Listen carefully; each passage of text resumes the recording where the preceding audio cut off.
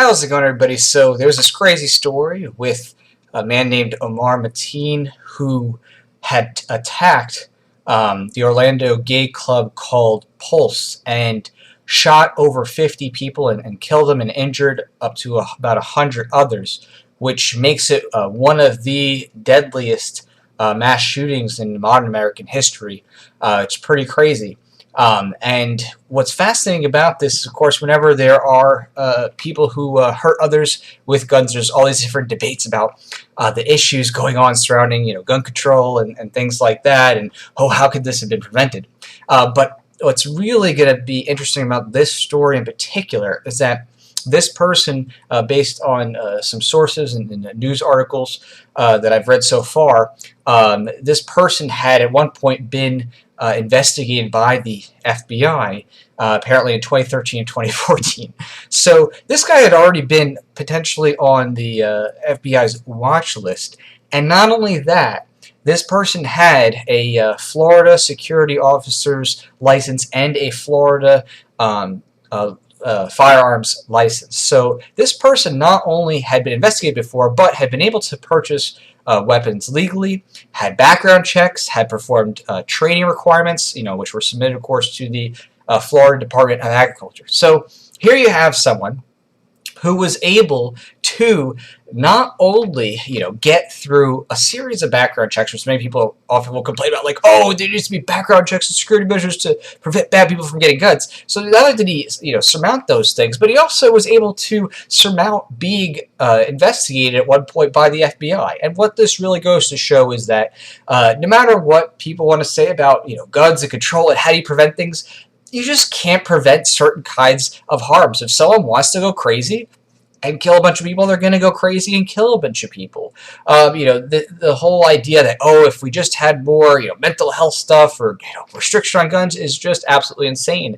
And all it does incentivizes people who are already not going to follow the law to go to the black market to get whatever kinds of weapons they need, or possibly to coordinate efforts with, in this case, an alleged ISIS connection. Supposedly, there was even somebody else over in Los Angeles looking to commit another type of atrocity against people who are, gay or identified LGBTQT or TQ, in conjunction with this. So it really just goes to show that, where there is a will to harm others, there's definitely going to be a way. And, this kind of parallels what happened in France. In France, there was shootings at nightclubs committed by people who were clearly trying to cause mass panic under, terroristic threats. And the only thing that is really going to secure people is by people being able to defend themselves. And in this case, of course, it was in a nightclub, and nightclubs where there's alcohol, at least in Florida, you're not allowed to have your guns with you to protect yourself. Now, of course, I think that, it should always be a private property issue. Whether someone is allowed to bring their weapons is just a matter of who owns that private property. But it goes to show, again, even with security there that they had at the nightclub, even with laws in place, saying, oh, no guns at the nightclub, even with background checks and, investigations by the government, it still got through. So, it calls into question whether there was, maybe even a patsy operation, but beyond the conspiracy aspect, it really is true that the only way to defend against infractions on, people's liberties is to be able to allow people to defend themselves, because at the end of the day, the only people who are going to cause these harms, the people who are going to cause these harms are going to go and act outside of the law anyway.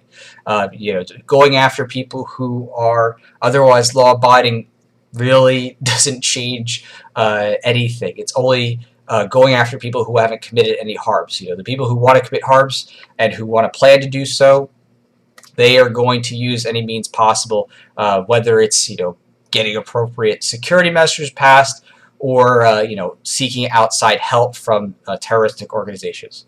All right, talk to y'all later.